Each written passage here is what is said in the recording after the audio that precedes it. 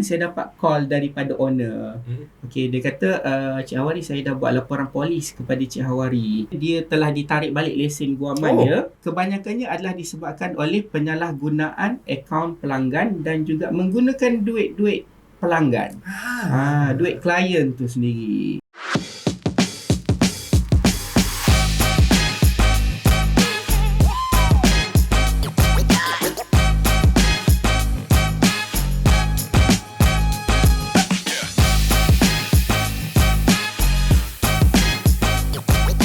Hai, Assalamualaikum, salam sejahtera. Selamat kembali dalam podcast Wirausahawan episod yang ke-16. Alhamdulillah, kita masih lagi tak pernah miss lagi. So far every week kita akan bawakan podcast Wirausahawan untuk anda bersama-sama dengan wirausahawan yang berlainan, so that kita boleh memberi anda inspirasi, aspirasi dan juga motivation. Dan sebenarnya dalam Wirausahawan podcast ni, kita bukanlah sebenarnya nak serius sangat macam kita bawakan kepada anda daripada episod pertama. Saya dengan Tuan Raz Muhammad dah beritahu kepada anda yang bahawasanya podcast Wirausahawan ni kita bawakan khas untuk anda, untuk kita melihat sisi lain seorang usahawan sebenarnya. Bukanlah kita nak bercakap pasal bisnes je, mungkin kita akan bertanyakan tentang personal life mereka, apa yang dilakukan setiap hari dan banyak lagi sebenarnya. Anyway, anda bersama-sama dengan saya Aman Fitri. Dan saya harap dalam podcast Wirausahawan kali ini sedikit sebanyak juga sebenarnya dapat membantu anda dalam mungkin untuk mengerjakan kerja-kerja harian anda, untuk anda buat bisnes anda betul-betul, dalam masa yang sama macam mana nak mold diri anda untuk menjadi seorang usahawan yang berjaya. Saya nak minta bantuan anda juga sebenarnya untuk subscribe, on notification anda, dan jangan lupa kongsikan podcast Wirausahawan ini bersama dengan rakan-rakan anda yang lain. Kita dah 16 episod dah tuan-tuan dan puan, dan ramai dah usahawan yang kita bawakan, seperti Madam Mu juga ada, Tuan Suhal juga ada kita bawakan, PTTI, Tuan Najib Jalil juga. Ramai tuan-tuan dan puan-puan, anda boleh tengok lah episod-episod sebelum ni. So that's why kita bawakan di YouTube, kita tak letakkan di platform social media yang lain, sebab kita nak anda sentiasa boleh akses untuk mendengarkan apakah yang diperkatakan oleh usahawan-usahawan dalam sesi podcast Wirausahawan yang kita bawakan untuk anda. Dan saya nak ucapkan terima kasih juga kepada anda yang selalu mengikuti podcast Wirausahawan. Saya sangat rasa teruja bila baru-baru ni saya berada di Sarawak, bersempena dengan Carnival Jomebo bersama dengan Tuan Raz Muhammad juga, dengan Datuk Wira juga. Ada beberapa orang yang mengatakan, Tuan Aman, kita follow podcast Wirausahawan ni. Saya rasa macam sangat terharu sebenarnya. Inisiatif yang kita keluarkan untuk usahawan-usahawan dekat luar sana, bukan saja usahawan, bahkan orang-orang yang tak buat bisnes pun sebenarnya follow podcast Wirausahawan ni. Thank you so much untuk anda yang sentiasa mengikuti podcast Wirausahawan dan yang komen, yang berikan suggestion dan sebagainya. Terima kasih juga saya nak ucapkan kepada anda, dan kami harap kami dapat teruskan lagi podcast Wirausahawan ni dengan support daripada anda semua. Anyway, podcast Wirausahawan episod ke-16, saya bersama-sama dengan wirausahawan yang ke-15. Alhamdulillah dah ke-15 dah saya bawakan kepada anda, pasangan suami isteri pada kali ini. Dan saya nak mereka perkenalkan diri mereka dulu kepada anda semua. Silakan. Bismillahirrahmanirrahim. Assalamualaikum warahmatullahi wabarakatuh. Terima kasih kepada Tuan Aman dan juga Richwork kerana menjemput kami pada hari ini. Dan sukacita saya nak memperkenalkan diri saya. Saya bernama Muhammad Hawari bin Hanafi, merupakan Peguam Bela dan Peguam Cara Mahkamah Tinggi Melaya dan merangkap pengasas serta Chief Legal Officer Tetuan Hawari Hanafi & Co. Di mana kepakaran kami adalah kami menyediakan sokongan undang-undang kepada para usahawan dan juga kepada masyarakat di luar sana, dan menyelesaikan masalah-masalah undang-undang yang dihadapi oleh mereka. I see. Yeah. Okey, terima kasih Tuan Aman. Bismillahirrahmanirrahim. Assalamualaikum warahmatullahi wabarakatuh. Nama saya Hairina Nur Ashki binti Syarif. Boleh panggil Puan Hairina lah. Okay, saya isteri kepada Tuan Hawari, Alhamdulillah. Jadi saya merupakan co-founder, pengasas bersama dan juga CEO di Hawari Hanafi & Co lah. Jadi saya, untuk pengetahuan semua Tuan Aman, saya bukan background undang-undang. Tetapi saya dah berkahwin dengan lawyer selama 15 tahun ni. 15 tahun Jadi Alhamdulillah lah, saya boleh lah bila sepanjang saya bersama dengan Tuan Hawari mengasaskan Hawari Hanafi & Co ni. Kalau nak suruh interview lawyer tu saya boleh. Saya tak payah cakap saya tak cakap saya bukan lawyer. Tapi saya boleh tanya soalan dan mereka pun macam, oh, puan bukan lawyer ke? Sebab saya dah berkahwin dengan lawyer selama 15 tahun. So dah tahulah in and out seorang lawyer ni macam mana. Betul. So dah berapa lama Hawari ni sebenarnya? Tuan Hawari ni? Okey, panjang kisahnya tapi kami cuba untuk ringkaskan. Okey, pejam celik 3 tahun. 3 tahun. Ya. Okey.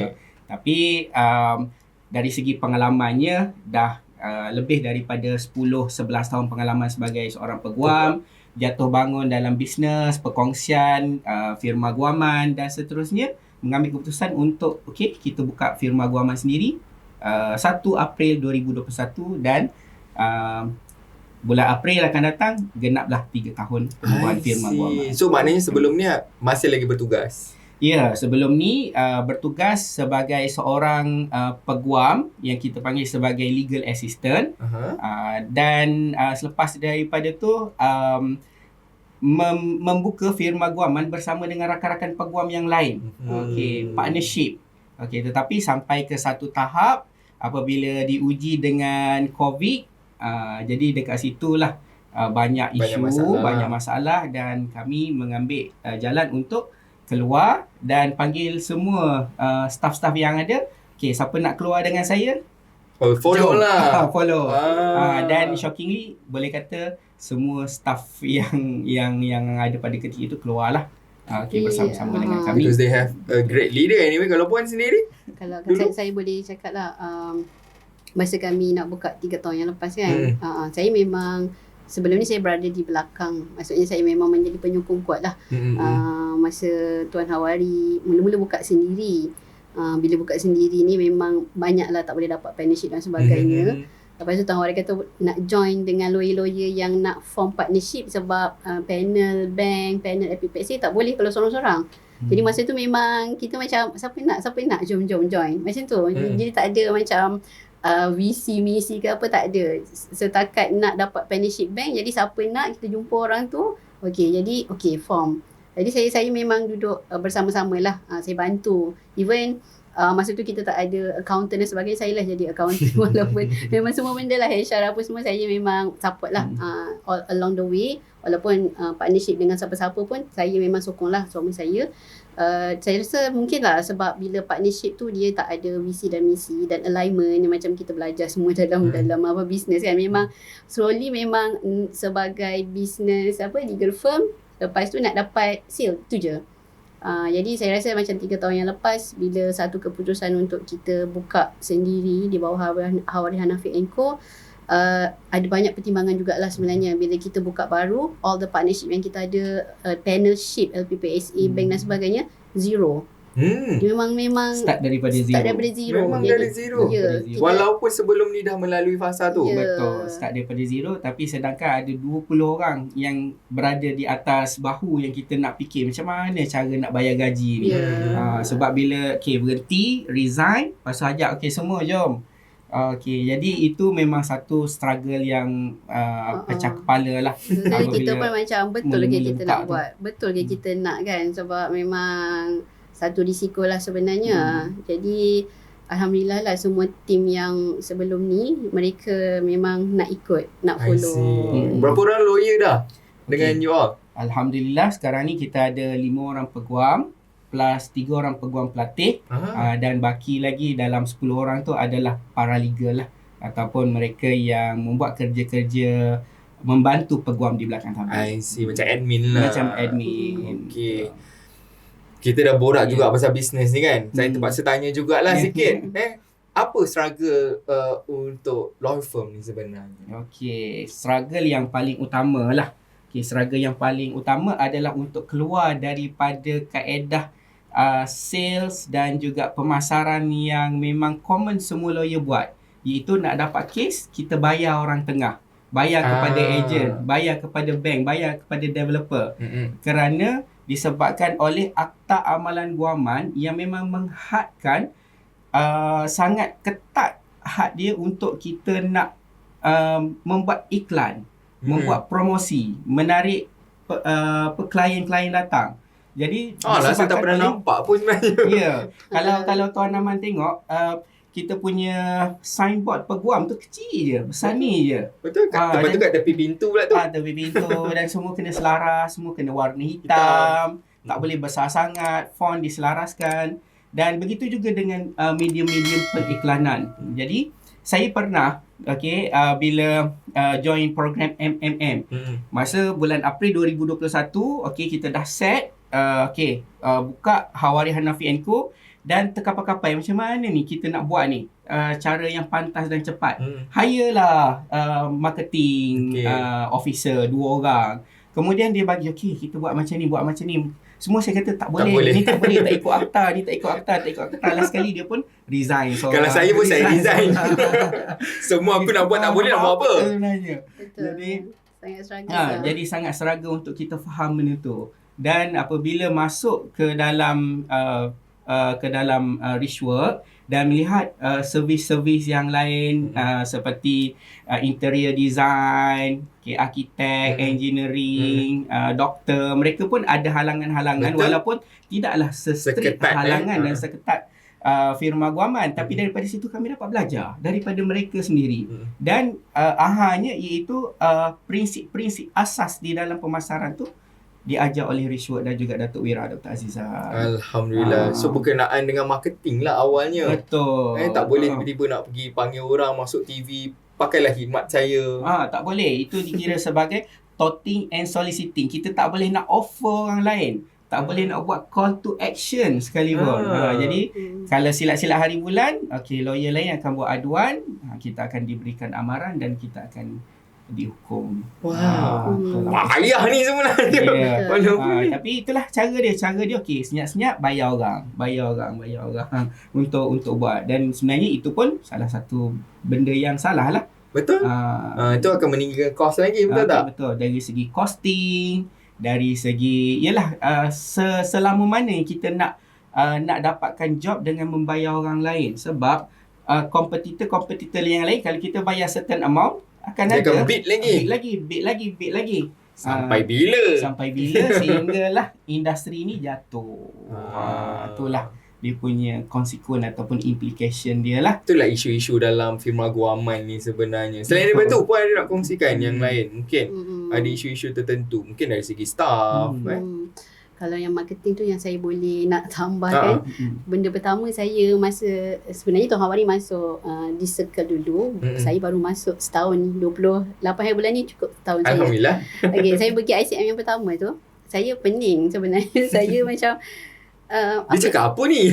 Dari segi marketing, saya fikir macam mana saya nak buat, Kotak saya macam berpusing, macam mana nak buat marketing ni yang boleh kan. Itu satu struggle lah sebenarnya. Tapi Alhamdulillah lah, saya dalam setahun menjadi titan ni, Alhamdulillah lah saya belajar juga. Dapatlah dia punya benda tu, macam mana nak buat tu.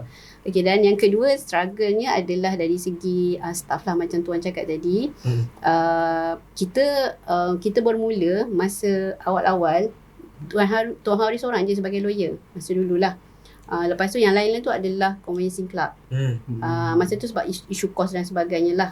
Lepas tu barulah kita train chambering untuk jadi lawyer dan sebagainya. Tetapi at the same time sebenarnya kita ada 15 orang team, lawyer 5 orang, the rest is non-legal team.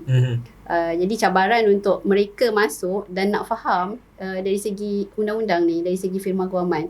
Kalau macam kita punya finance team kan, nak faham. Even tadi kan kita cerita orang yang kita bawa masuk untuk faham marketing, mereka susah nak faham. Finance pun sama juga sebenarnya. Saya rasa macam orang yang uruskan finance kami ni bertukar-tukar. Sebab nak faham finance yang untuk legal punya, untuk firma guaman. Lepas tu dari segi HR kita pun, sebelum ni memang kita ada isu macam team yang nak faham tu sebenarnya lah. Jadi dari segi isu juga, dari segi staff ni kan, kalau saya boleh nak cerita tahun 2023 baru lagi tahun lepas. Sangat menarik lah saya punya perjalanan sebagai titan pada 2023. Saya sangat bersyukur saya jadi titan lah. Saya terus terus straight to the point. Yang mana belajar tentang staff ni, saya belajar dalam Richwork, macam mana kita nak handle staff, macam mana kita nak buat staff align dengan apa yang kita nak capai dan sebagainya. personally lah tahun lepas staff kita 4 hingga 5 orang. 5 orang keluar berhenti. Serentak ke? Satu One by one lah. Sebulan. Wow. Dengan Itu first time lah yang mana dia macam seorang keluar, seorang lagi. Sebelum ni saya tak ada masalah kalau keluar masuk sebab dia baru lagi. Jadi dia okey, dia rasa macam tak boleh, dia keluar, okey. Tapi yang ni adalah macam yang agak dah lama juga bersama kita. Kalaulah tidak kalau tu tidak boleh, tapi saya bersyukur kerana saya ada mentor yang guide. Okay, this is the process. Tahun 2023 saya rasa satu tahun yang banyak mengajar saya lah. Saya dah cakap dengan, saya discuss juga dengan saya punya husband kan, in term of sales kita, selepas Tuan Hawari masuk Titan 2021, 2022 sales naik. 2023, this is the process. Saya nampak sebagai proses lah. Ada orang nampak masuk Titan ni sales akan naik. Tak, kita naik 2021, 2022 naik. Tapi 2023 dia drop. Drop tu lah yang mengajar kami banyak benda sebenarnya. Bila macam Datuk Bila kata this is the process, betul. Bila kami ada proses sales jatuh, ini proses sebenarnya yang kita kena face. Dan dalam sales jatuh, staff pun tak faham dan sebagainya, dan dia mula keluar masuk cari tempat yang lebih boleh bagi salary yang lebih baik. Jadi this is the process. Jadi saya banyak belajar. Saya rasa struggle adalah untuk mengurus staff tu sebenarnya. Daripada mengurus sales yang jatuh tu satu benda, tapi mengurus staff yang tak faham, nak demand macam-macam, nak keluar sebab kita yelah gaji lah apa semua kan. Urus staff ni lagi pening daripada urus sales. Betul. Sebab kita kalau urus staff ni kan, dia kan manusia. Nak handle manusia ni adalah satu cabaran yang luar biasa. Betul. Sebab setiap manusia mempunyai karakter yang berbeza-beza. Betul. Nak faham dia orang satu hal lagi, nak dia orang faham kita satu hal lagi. Betul. So saya rasa proses tu memang perlu dilalui oleh semua usahawan. Tapi macam Puan cakap tadi, tak semua orang faham. Betul. Orang rasa nak best je, buat bisnes semua saya nak naik je. Sedangkan sebenarnya orang luar pula tengok, sebenarnya bagus idea ni, tapi orang luar tu tak nampak kat belakang dia ni apa jadi. Betul. Betul. Kadang-kadang orang kata, buat apa pergi belajar bisnes? Contoh buat apa pergi belajar bisnes? Kau nak cari sale, pergi je lah mana-mana cari sale, buat marketing dan sebagainya. Tapi once sales kau boom, company kau dah besar, ramai staff ada lagi bersama-sama dengan kau, kalau kau tak tahu nak manage how? Betul tak? Betul. And adakah you dapat sebenarnya benda tu dekat dalam Titan ni ataupun dalam Reachworks ni? Adakah kita hanya mengajar tentang marketing and sales semata-mata? Okey, sebenarnya apa yang kami dapat yang paling bernilai tinggi lah. Okey, iaitu mengubah kepribadian kami sendiri sebagai seorang leader, sebagai seorang boss yang mana perlu faham tentang human, perlu faham tentang macam mana nak mengurus manusia, aspek psikologinya dan generational gap. Okay, itu yang pertama lah, menjadi pemimpin yang baik untuk diri sendiri. Especially bila kita terlibat dalam bisnes ni, of course, dari segi masa, dari segi disiplin, dari segi pengurusan stres tu, okay, itu untuk dirilah. Begitu juga untuk tim. Benda yang sama kita kena duplikatkan kepada tim. Okay, dan bukan semata-mata marketing. Bisnes ni bukan semata-mata marketing. Dan kita juga belajar, yang paling juga apabila belajar tentang costing, belajar tentang finance, belajar tentang percukaian. Dan bila kita buat calculation balik, kita rasa rasa macam lagi bijak daripada peguam lain sebab boleh belajar tentang costing. Tengok sebenarnya, rupa-rupanya selama ni kos kita tu kira melebihi daripada apa yang kita expect keuntungan. Tapi bila dah belajar and then buat sendiri, and then pada masa yang sama of course lah dibantu oleh tim sendiri, oleh accountant kami sendiri, dan dapat personal coaching pula daripada Tuan Nas, benda tu kita boleh selesaikan dan rasa macam boleh kata menarik nafas lega. Okey, kita ni lebih bagus daripada lawyer lain in term of costing tu sendiri. Kadang-kadang orang kata buka firma guaman ni tak adalah tinggi sangat costing dia, betul ke? Betul sebenarnya. Kalau dari segi ROI-nya, ROI dari segi marginnya agak tebal lah sebab servis kan. Dan kita akan charge kita punya klien berdasarkan pengalaman dan kepakaran kita. Tetapi apabila kita nak dapatkan klien tu susah dan kita bayar orang kita bayar ataupun kita panggil sebagai beli case, dekat situlah kita punya margin kita tu akan menurun tanpa kita sedar sebenarnya. Kita nampak wah case masuk, volume banyak, tapi sebenarnya tak untung. Cukup-cukup je untuk bayar gaji. Sebab tu semua beli je case sebab tu. beli case je. So apa pesanan kepada peguam-peguam kat luar sana Okey, ataupun peguaman? Pesanan kami kepada mereka adalah sebenarnya kena kaji balik dari segi costing, tindakan-tindakan yang dibuat, yang boleh kata hampir keseluruhan lah peguam yang ada ni, mereka tak belajar marketing, mereka tak belajar sales, tetapi the one and only yang dia orang buat adalah beli case. Jadi apabila berlaku benda itu, pertamanya kita sebenarnya tunggu masa je, yang kita panggil sebagai sepandai-pandai tupai melompat akhirnya jatuh ke tanah. Tunggu masa saja, iaitu pesaing-pesaing kita akan kumpulkan bukti dan buat aduan kepada kita. Itu yang pertama. Yang kedua, dari segi sebenarnya berbaloi ataupun tidak. Dan yang ketiga, dari segi tekanan ataupun pressure yang akan dihadapi oleh tim kita. Disebabkan kita memang nak dapat untung, tetapi sebab kita keluarkan cost, of course kita terpaksa bermain game volume. Lagi banyak volume barulah untung. Kalau volume kecil dengan kita bayar untuk dapatkan case tu, tak berbaloi. Tetapi dengan keadaan macam tu, of course kita terpaksa tambah staff lagi, ataupun disebabkan kita nak untung, kita tak tambah staff. Lagilah menyebabkan burnout tu berlaku. Akan keluar seorang akan keluar. Dan segala masalah tu akan berada di atas bahu kita, dalam kepala kita, menyebabkan stres. Stres yang melampau. Inilah rahsia firma guaman sebenarnya, dia orang beli case tau. Betul. Sebab tu kita bawakan podcast wirausahawan ni, sebab kadang-kadang orang tak tahu apa situasi yang berlaku, apa perkara betul yang kena buat, dan apa perkara yang kalau boleh kita stop, jangan buat lagi lah. Betul tak? Betul. Dan satu lagi yang sedikit menarik lah, sebab tahun lepas memang isu beli case ni sebenarnya dah berluasa. Okey, dan tahun lepas saya telah membuat satu research lah, kajian melalui anjuran UiTM Perak, dan membuat satu kertas research, dan alhamdulillah kertas yang berkaitan dengan pembelian case, pengamalan di dalam firma guaman ataupun oleh peguam sendiri tu, saya mendapat the best presenter award lah. Wow. Untuk topik untuk dalam conference tu. It's your forte lah masa tu. Betul. Tapi sebenarnya membeli case ni legal ke tak sebenarnya? Tak legal.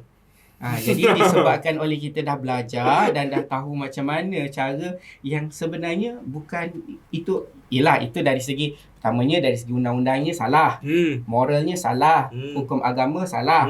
Okey, tetapi apabila kita tak belajar, kita tak tahu yang benda tu sebenarnya salah, ataupun dari segi naluri di hati kita tak tahu, tapi kita bersembunyi di sebalik, tak apa. In denial lah ni. Denial. Tak apa, semua lawyer lain buat. Okey, tapi apabila belajar, kita tahu rupanya memang banyak cara. Rupanya boleh educational content, kita boleh berkongsi melalui penulisan artikel, e-book, okey, dan sebagainya lah. Okey, jadi daripada situlah lahirnya, tercetusnya idea untuk kita bantu dengan menyediakan satu kertas kerja. So kena belajar, janganlah buat benda yang illegal. Betul. Kena ni peguam-peguam yang buat illegal beli case ni. Yang seterusnya adalah sudut keberkatan juga. Betul. Keberkatan tu. At the end of the day, you buat business mesti nak ada satu keberkatan. Betul. Kalau Puan sendiri masa benda-benda yang illegal berlaku dalam company ni, apa yang Puan tersedar sekarang ni? Saya macam saya cakap lah, simple lawyer. Saya boleh kata orang yang melihat daripada luar lah. Kalau sebelum ni, because of, kerana kita tak duduk dalam circle, kalau dululah kan macam Tuan Hawan ni kan, kita tak nampak cara sebenarnya. Betul. Macam tadi lah kan, bila kita stop buat benda ni, macam mana kita dah ada office, kita dah ada staff. Jadi memang tak nampak cara. Sebab sebelum ni adalah kita buat macam mana lawyer lain buat, itu yang kita buat. Macam mana lawyer lain buat, itu yang kita Copy buat. and paste je lah. Sebab kita duduk dalam circle tu. Jadi the circle is very important sebenarnya, sebab dia akan shape cara fikir kita lah, yang saya nampak sebenarnya. Saya pun tak boleh nak tengok juga sebab saya tak duduk dalam, saya memang nak tengok melalui kacamata seorang peguam kan. Tapi bila kita dah keluar daripada circle, yang mana bukan keluar dari circle, kita ada circle yang lebih besar, kita nampak ada banyak industri. Jadi baru kita tahu, rupanya boleh Jadi kita nampak industri ni boleh, industri ni boleh. Kalau kita tak nampak banyak industri dalam circle kita tengok circle lawyer saja, memang kita pun akan Ikut tu je lah. dan kita dah ikut dah sebenarnya. Kita dah ikut dah. Dia akan berterusan dia macam tu. Jadi satu lagi saya cakap dengan Tuan Hawari kan, benda ni dia menjatuhkan professionalism of the lawyer tu sendiri. Jadi sebab tu lah nanti orang tak akan respect conveyancing lawyer. Sebab tugasan lawyer ni macam siapa-siapa je. Dia lawyer ni just untuk tipik tanda tangan je. Jadi macam kalau inilah yang berlaku, jadi another party boleh manipulate lawyer tu. Betul. Sebab dia macam boleh, you nak case tak? I bagi, tapi you kena bagi ni. Jadi lawyer tak ada, saya nampak lah kenapa belajar lawyer kan. Kenapa belajar law banyak-banyak, semua orang macam memandang tinggi sebagai seorang peguam. Tapi kalau benda amalan ni berterusan, saya nampak the dignity and professionalism of the lawyer tu macam orang dah pelekehkan lah nanti. Betul. Itulah wujudnya ramai scammer pula ni. Sekejap lagi kita bincang masa ni. So anyway, kita nak beralih ke segmen yang kedua, tapi kita nak berehat sebentar. And kepada anda yang sedang menonton, on notification anda, subscribe Azan Osman YouTube channel, dan kemudian kongsikan sesi podcast ini kepada rakan-rakan anda yang lain. Kita jumpa kejap lagi.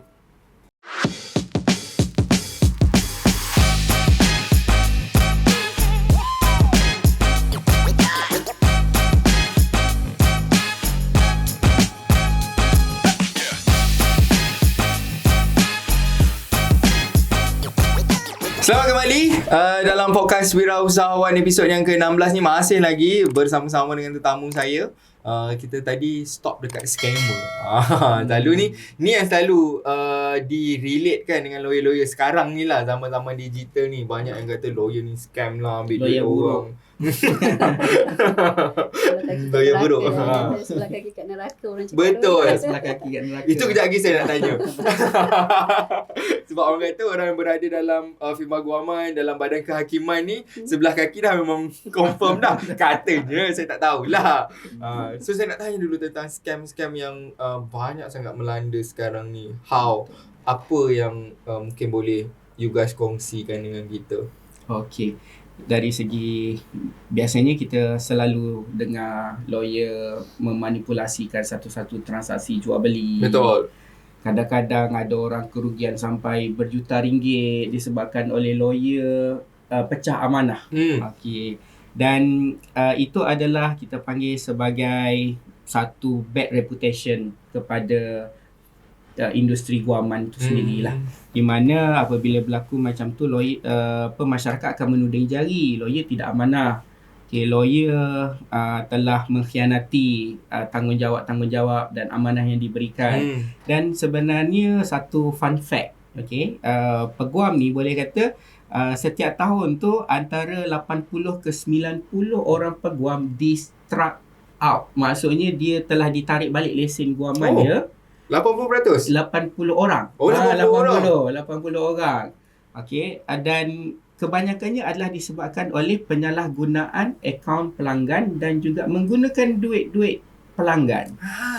Duit klien tu sendiri. Lawyer bukan kena pegang amanah ke, Puan?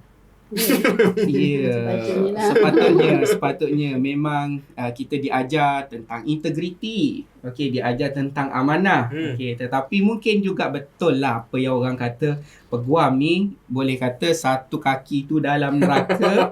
Kalau boleh relate dengan apa-apa yang terjadi semenjak 2 menjak ini, boleh kata macam tu lah kalau tidak berhati-hati, kalau tidak ada iman dan juga tidak ada prinsip hidup. Tak ada pegangan yang kuat Sebab memang peguam ni dia kebanyakannya dia berurusan dengan duit klien. Okay, duit yang pampasan daripada mahkamah, tuntutan mahkamah, duit yang dipegang untuk nak menyelesaikan kes harta pusaka, jual beli hartanah, jual beli syarikat dan sebagainya. Jadi disebabkan oleh kalaulah peguam itu tak ada integriti dan juga rambang mata dengan jumlah nilaian yang besar tersebut, memang duit tu habis. Mungkin ada yang bertanya-tanya, kenapa duit-duit ni tak di-disburse terus kepada akaun si penerima? Kenapa kena melalui firma guaman? Ya, okey. Yang pertamanya, peguam ini dalam satu-satu transaksi dia memang akan jadi stakeholder, pemegang taruh. dalam urusan yang melibatkan jual beli antara penjual dan pembeli, sampailah urusan selesai barulah boleh di-disburse. Kerana apabila duit tersebut bila dibayar oleh penjual, dibayar oleh pembeli, contohnya nak beli saham syarikat, share syarikat, ataupun nak beli tanah, rumah, bangunan. Jadi sampai segala transaksi lengkap, duit tersebut akan berada di dalam simpanan peguam sebagai pemegang amanah lah.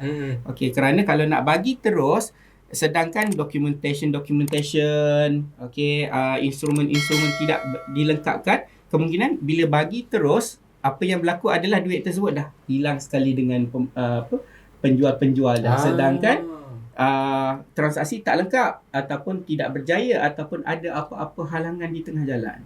Jadi that's why peguam, okey, sebagai pihak orang tengah akan pegang duit tu dulu sampai selesai. Itu satu. Okey, yang kedua iaitu apabila melibatkan harta pusaka. Selesai dulu proses, dapat perintah daripada mahkamah, perintah daripada pejabat pusaka, barulah duit tersebut akan kita bantu pentadbir untuk nak agihkan harta-harta. So semua peguam yang akan buat lah. Peguam yang akan buatkan. Jadi itulah peranan peguam, tetapi itulah yang kadang-kadang kalau peguam tersebut tidak berpegang kepada prinsip dan integriti, dia akan lambat lagi ni kes selesai, guna dululah. Ataupun rolling lah. Ataupun ada investment yang bagus ni. Saham contohnya, boleh forex. Boleh melancong dulu. Betul. Pergi Korea ke Europe dulu. Jadi itu pentingnya untuk kita betul-betul dapatkan peguam yang beramanah dan berintegriti. Yang ada dignity lah sebenarnya. Pun takut tak selalu benda-benda macam ni? Sebab saya daripada dulu saya jaga akaun kan. Takut tak? Saya memang macam mana, saya memang jenis duit tu keluar masuk memang saya catat. Kalau personally memang saya catat. Dulu masa kita mula kahwin 5 sen pun saya catat. Betul. Jadi Mesti tuan stres. Ya, betul. Jadi memang dari segi, tapi bila dah banyak macam Tuan Hawari kata tadi kan, kalau duit tu kalau sampai berjuta dan sebagainya, saya pun memang saya tak ada background account, memang saya tak boleh. Jadi the best practice yang kita buat adalah kita hire orang yang betul-betul expert. Dia adalah student yang dah belajar account. Jadi kita bagi kepada dia yang dia buat. Tapi kita akan kita akan tengok dan sebagainya lah. Memang takut lah sebab dia orang ni.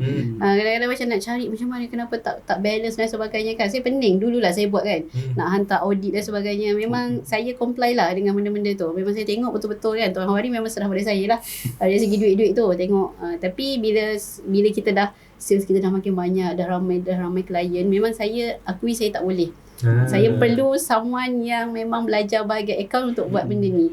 Makin kompleks benda tu memang saya boleh tengok daripada atas, okey ke tak okey, tapi nak very detail dan technical tu saya rasa macam lebih baik masa saya buat benda lain yang macam saya fikir dari segi perjalanan bisnes dan sebagainya. Jadi sangat-sangat penting lah kalau macam untuk firma kewangan memang ada orang yang expert untuk keeping the record keluar dan masuk, untuk manage lah. Kita just macam nak monitor sajalah. So mungkin the advice untuk legal firm adalah kalau macam Tuan Nas kan selalu macam advice, kalau you tak boleh buat atau Doc sendiri cakap asap kepada orang yang boleh buat lah, rather than kita buat sendiri. Takut-takut ada isu macam ni lah, terguna, terpinjam, terlupa nak pulang dan sebagainya lah. When we talking about money ni, jangan buat mahal Betul. Sebenarnya kalau dari segi salah laku ni sebenarnya cepat untuk didetect. Okey, apabila memang setiap tahun memang kita kena audit. Audit akan pastikan balance, okey, dan juga akan pastikan segala duit keluar masuk tu ada record dia. Betul. Jadi kalaulah ada discrepancy, ada benda tak betul, auditor boleh akan question lah. Dan bila question tersebut, kita punya lesen akan digantung. Sementara Sampailah settle isu audit, kita dah boleh kemukakan justification, dan juga kalau itu adalah disebabkan oleh salah kira, salah billing dan sebagainya, rectify benda tu, barulah lesen kita tu diproses. Susah juga ya. Kalau company lain boleh je jalan, tak ada masalah. Kalau firma kewangan tak boleh. Betul. Jadi daripada situlah kita boleh detect ada salah laku ke tak ada salah laku. Betul. So senang nak detect lah maksud dia. Tapi kena tunggu selepas setahun lah bila audit. Betul. Betul. Selepas setahun lah. Barulah. Kerana enjoy dalam tempoh setahun. Macam Jangan tu. buat Jangan buat. buat. Jangan buat. So apa kes-kes yang bagi tuan ataupun puan sendiri yang funny lah kes ni? Okay, kes yang funny ya. Okay, yang pertamanya apabila contohnya kan ada satu kes urusan perjanjian jual beli hartanah. Okay. Okay, bila dah tanda tangan perjanjian jual beli, penjual pembeli sign, tiba-tiba seminggu kemudian saya dapat call daripada owner. Okay, dia kata, Cik Hawari, saya dah buat laporan polis kepada Cik Hawari. Saya terkejut, kenapa? Dia kata, takut-takut nanti Cik Hawari tak bagi duit tu kepada saya. Jadi, alamak. Jadi, saya pun first time menghadapi masalah macam tu. Saya kata, okay, kalau tak tarik balik laporan polis tu, saya buat laporan polis ke atas dia. Saya saman dia balik. Jadi dia sebenarnya laporan polis tu sebenarnya dia akan memberikan satu bad reputation lah. Dah ada rekod yang tak baik. Sebenarnya dia tak ada intention apa-apa. Dia tak ada intention tapi dia buat cover report nak melindungi kepentingan dia. Kod lah lawyer yang dia hire ni tak amanah, lagi 4 bulan kes jual beli selesai, duit tak dapat. Inilah sebabnya yang tadi ni, yang apa orang kata pergi pakai duit klien dan sebagainya. Betul. Disebabkan ni agaknya. Betul, disebabkan mereka mungkin trauma ataupun ada di sekeliling mereka tu pernah kena scam dengan peguam ataupun orang yang menyamar sebagai peguam dan sebagainya. Itu yang kita tak nak. Kerana nilai setitik rosak sebelah. So buatlah, dah ada dekat dalam apa orang kata legal punya industri kan. So buatlah secara baik. Betul tak? And I believe itu juga yang diajarkan masa mula-mula belajar jadi lawyer dulu. Kalau tuan kenapa nak jadi lawyer? Okay, saya kenapa nak jadi lawyer? Sebab dipaksa oleh Puan Hairina. So maknanya bercinta sebelum belajar lah. Semasa Tuan Hawari masih final SEM kita dah kahwin je. Kahwin masa belajar. Masa saya tak kerja lagi. Betul. Masa tu Tuan Hawari macam dia sebenarnya masa tu dia nak jadi sukarelawan. Sukarelawan lah.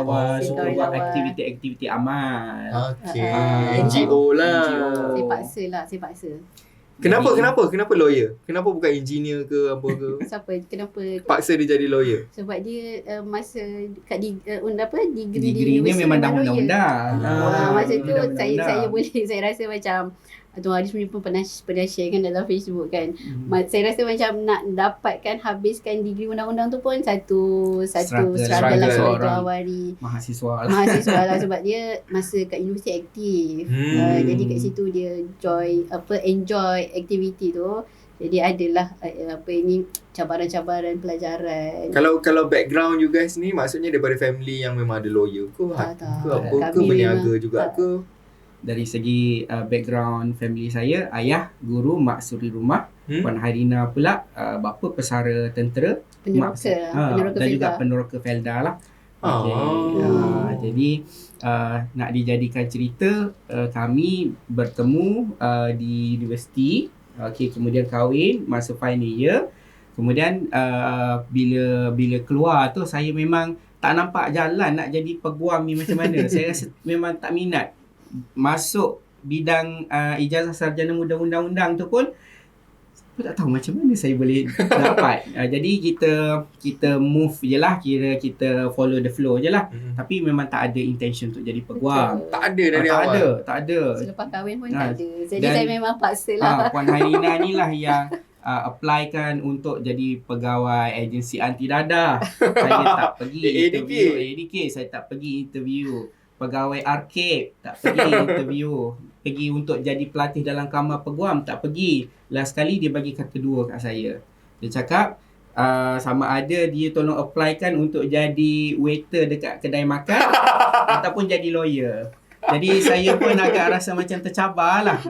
Takkanlah nak jadi waiter kedai makan kan. Dengan ijazah sarjana undang-undang ni. Yang penting ada duit untuk sara keluarga. Okey, jadi lepas tu tengah mengandung kan. Masa tu tengah mengandung anak pertama. Kan. Jadi dengan aktiviti sukarelawan ni memang orang tak bayar apa. Betul. Tapi sebab memenuhi rasa macam kepuasan diri. Kepuasan diri. Jadi bila jadi macam tu saya fikir itu adalah satu dignity saya. Okey. Sebelum dipijak-pijak. Jadi okey lah, aku terpaksa jadi peguam. Tapi bila dah masuk jadi peguam tu, saya rasa Enjoy. dia adalah satu kerjaya yang sangat mencabar. Dan sebab saya ni sebenarnya sukakan cabaran daripada situlah. Okey, walaupun disebabkan bila masuk bekerja tu, Puan Hairina dia dah bersalin, saya just cuti setengah hari je. Sebab saya seronok. Masa tu baru dapat dapat kerja. Dah dapat chambering lah. Jadi chambering agaknya dah Masa tu Puan Hairina tak rasa macam dia ni cuti pula. Ya. Tak adalah, dia memang masa tu je lah kita pun nak manage, baru nak berkahwin, nak apa semua kan. Tapi mungkin dah sebab kita ada tanggungjawab, dah ada anak masa tu kan. Dulu Puan Hairina sorry kerja tak dulu? Ataupun memang sorry rumah pada waktu tu, ataupun support saya, Puan masa tu Hairina? saya sambung belajar. Saya buat Sambung belajar. Apa semua kan. Sekarang ni sedang menyiapkan PhD di dalam bidang office management. Lepas ni saya kena panggil doktor lah. Allah doakan saya. Amin. Bila selesai? Hujung Mudah-mudahan tahun, saya cuba siapkan tahun ni. Mudah-mudahan lah. Tak sabar panggil doktor. So dalam masa yang sama ni pernah tak ada situasi yang macam kena ugut ke, lawyer kadang-kadang orang sakit hati kan dan sebagainya kan, ada tak gangguan-gangguan ke? Kadang orang pun takut nak jadi lawyer because of that juga. Kan nak buat perkara betul ni takut sebab nanti sekarang aku kena kacau ke, kena ugut ke apa kan. Okey. Memang ada jugalah. Okey, apabila melibatkan kes-kes rasuah, kes-kes high profile ataupun bila kita berada di dalam suasana tersebut, jadi kita rasa macam takut nanti kan tiba-tiba kena kidnap ataupun tiba-tiba hilang terus kan. Jadi bila lawyer-lawyer lain dah start bergurau kasar ataupun menakut-nakutkan, kita jadi macam macam mana ni, macam mana kita, padahal kita nak buat benda betul ni, nak buat benda betul. Jadi sedaya upaya saya cuba untuk nak mengelakkanlah konfrontasi begitu. Cuma apabila berlaku kepada yang diugut tu adalah anak guam, jadi yang tu memang kita adalah solution dia. Tapi apabila benda tu terjadi kepada kita, kita tak ada solution. Kita boleh protect orang, siapa nak protect kita? Itu yang susah kan sebenarnya. Itulah yang itu cabaran. Dan yang seterusnya adalah dari segi apabila kita ni terlampau into the problem orang lain. Kita nak selesaikan masalah-masalah orang ni, masalah isu penipuan, isu ditipu, scam berjuta-juta dan sebagainya, isu pertikaian antara partner-partner dalam bisnes. Dan apa yang berlaku adalah kita yang terlebih emo. Membawa sampai ke rumah. Okey, tak boleh tidur malam, stres, padahal bukan masalah kita, masalah orang yang kita cuba bantu. Dan tapi dari segi masa ke masa dia menjadikan kita jadi lebih pro lah untuk nak memastikan balance kerja di office, kerja di rumah. Kita fokus kepada family. Itu semua proses. Itu semua proses. So kalau saya boleh tanyakan, sebab ni soalan favourite Tuan Rat sebenarnya, dia akan selalu tanya. Kata, cuba describe Datuk Wira Dr. Aizan Osman bagi tuan dengan puan. Silakan dulu. Okay, kalau saya nampak apa yang saya kagumlah dengan Datuk Wira adalah kebolehan Datuk Wira untuk menggunakan maximize the capacity of the mind. Yang tu memang saya nak belajar macam mana Datuk Wira gunakan, sebab hari tu kan one-on-one yang lepas kan saya cakap Datuk Wira, saya amazed dengan Datuk Wira sebab kita faham Datuk Wira selalu ajar kami Allah ni mengikut sangkaan hamba-Nya kan. Betul, itu yang saya memang pegang lah. Walau bagaimanapun bila kita buat bisnes memang akan ada cabaran, dan kadang-kadang kita rasa boleh tapi badan kita tak boleh. Kita rasa macam aku boleh tapi badan kita dia macam sakit macam sebab ialah cabaran-cabaran tu kan.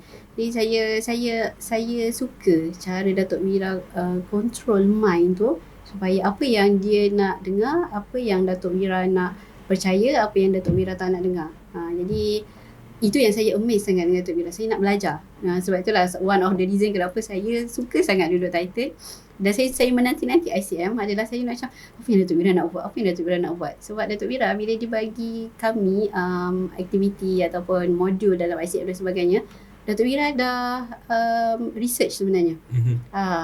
Macam Datuk Wira dia ada capability of menerangkan sesuatu dalam bentuk yang mudah. Sebab Sebab saya kan saya adalah pengalaman belajar master dan sebagainya kan. Jadi knowledge yang kita belajar dalam bisnes ni, kalau kita belajar dalam kelas memang teori tu, teori ni, teori ni. Tapi dengan Datuk Wira, dia bagi kita macam senang kita nak faham. Tak apalah kalau baca buku nak teori ni, orang ni. Tu Datuk Wira dia mudah. Mudah. Dia memang Datuk Wira, beliau seorang yang hebat lah dari segi cara boleh control mind dan boleh terangkan dalam kaedah yang mudah yang kita nak faham lah. Itu saya miss lah dengan Datuk Wira. Okay, dari segi saya pula, itu apa yang saya dapat daripada Datuk Wira. Yang pertamanya disebabkan oleh admiration saya kepada Datuk Wira ni, apa saja yang dia suruh dan dia buat, saya cuba untuk imitate. Saya cuba juga untuk buat. Seperti solat subuh berjamaah, bangun awal pagi, solat tasbih, solat duha dan sebagainya tu. Dan dari segi kata-kata dia tu boleh kata berhikmah dan sampai.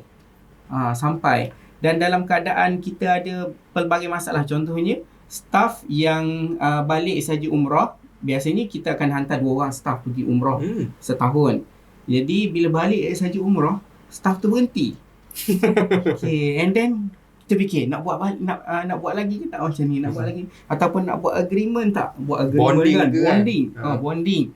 Kemudian tiba-tiba pagi kejadian staff berhenti tersebut, Datuk Wira bagi tahu.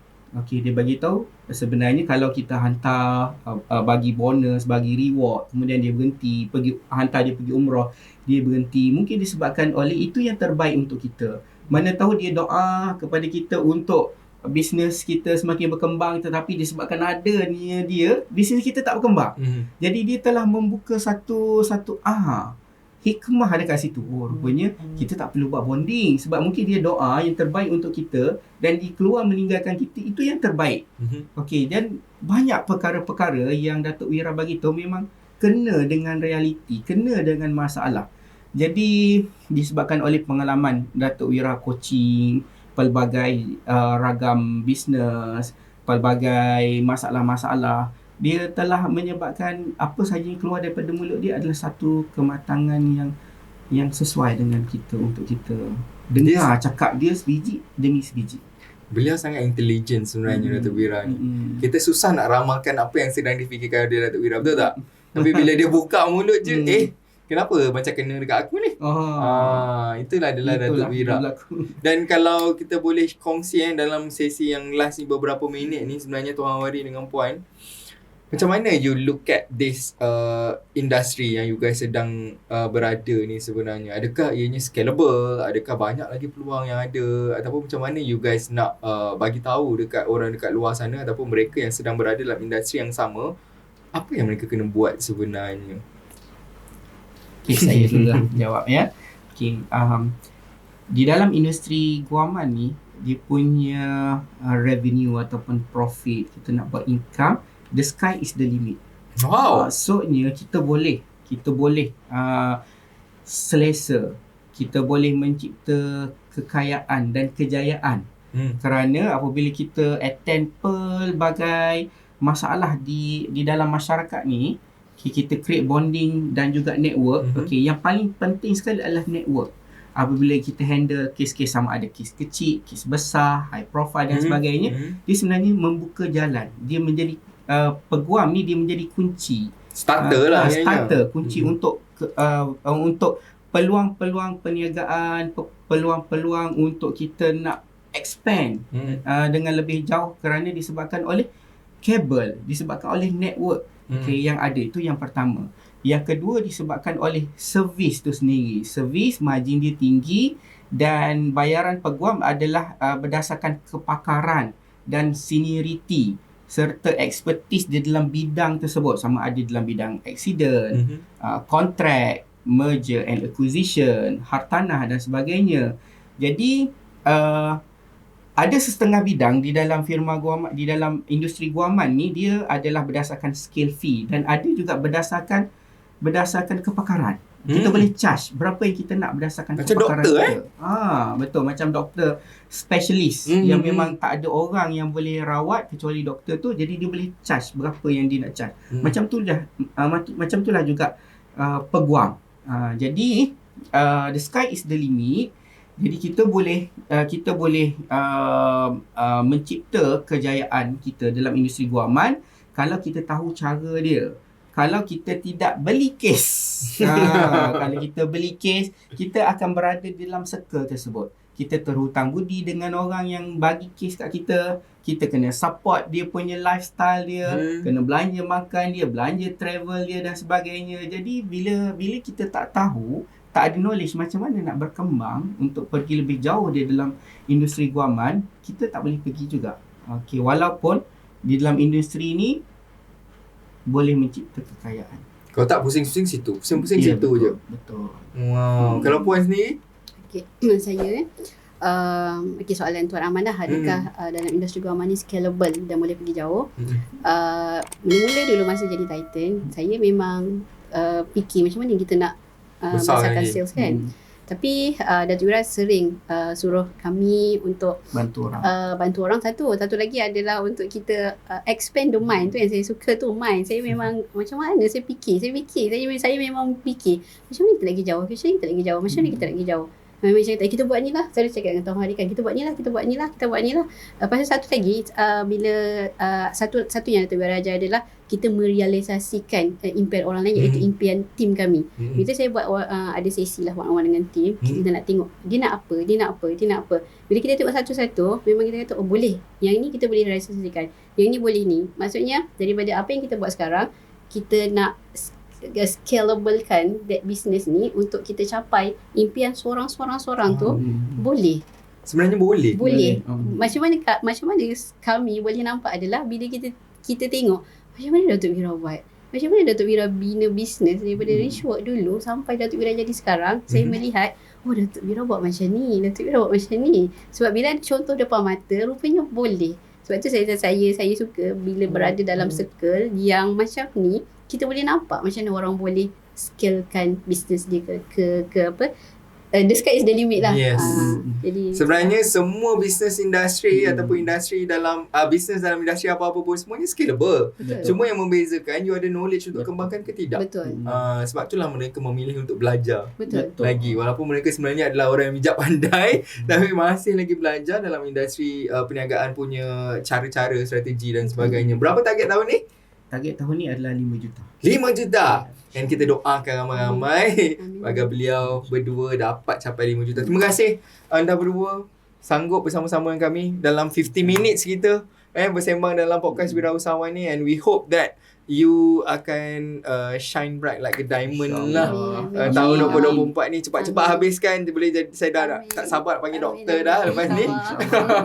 So anyway, kepada anda yang menonton, terima kasih banyak-banyak. Kalau ada salah silap mungkin dia terasa hati ke apa ke, kita hanya berkongsikan tentang fakta dan realiti. Sebenarnya it depends on you, macam mana you nak ambil daripada positive side ke negative side ke. Tapi kami akan terus buat apa yang kami buat sebab kami faham kadang-kadang orang ni memerlukan inspirasi, aspirasi dan memerlukan sebenarnya knowledge daripada tempat lain untuk disatukan untuk menjalani kehidupan seperti orang-orang lain juga. So anyway, jangan lupa subscribe, on notification anda dan nantikan episod yang seterusnya. Dan di samping itu saya pun nak mengucapkan selamat Tahun Baru Cina kepada anda semua yang bakal menyambut Tahun Baru Cina pada hari Sabtu ni sebenarnya. So hari Sabtu ni lah, betul tak? Sabtu ni. So mungkin nak ucapkan selamat Tahun Baru Cina kepada rakan-rakan mungkin. Okey. Saya ingin mengucapkan selamat Tahun Baru Cina kepada rakan-rakan kaum Tionghoa dan juga rakan-rakan berbangsa Chinese daripada firma guaman kami, Tuan Hawari Hanafi & Co. Mudah-mudahan tahun 2024 ni membawa 1001 kecemerlangan dan kejayaan kepada kita semua, insya-Allah. Yay! So kita jumpa nanti. Assalamualaikum dan bye-bye.